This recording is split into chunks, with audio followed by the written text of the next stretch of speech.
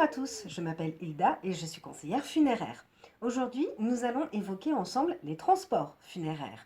Ils sont multiples et peuvent prendre toutes les formes, mais ils se classent en deux catégories, les transports avant mise en bière et les transports après la mise en bière. Les transports avant mise en bière doivent tous être réalisés dans un délai de 48 heures après le décès. Il s'agit de transports vers des lieux de soins, des lieux de conservation, des lieux de présentation comme une chambre funéraire ou le domicile de défunt, ou le lieu d'examen médico-légal. Ce transport est réalisé dans un véhicule spécifiquement aménagé d'un caisson dont on peut régler la température.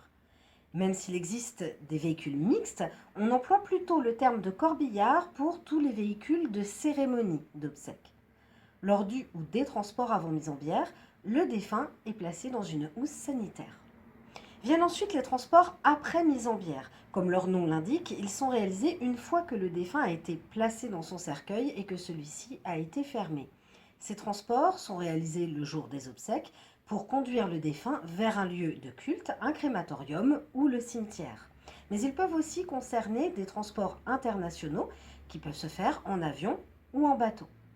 Les fourgons funéraires et les corbillards sont des équipements spécifiques dans leur conception. Ils doivent correspondre à des normes sanitaires. Ça, c'est aussi bien pour le respect du défunt que pour la sécurité des agents funéraires.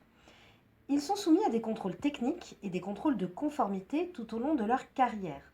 Ce sont tous ces points, mais aussi le niveau de formation des intervenants qui permettent à la préfecture de délivrer leur habilitation aux entreprises de pompes funèbres. Les transports funéraires ne peuvent être réalisés que par des personnes habilitées, donc des professionnels. Une exception demeure pour le transport des cendres issues de la crémation. Tout le monde en fait a le droit de réaliser ce transport sous certaines conditions, mais nous en reparlerons dans une prochaine Minute Coquelicot.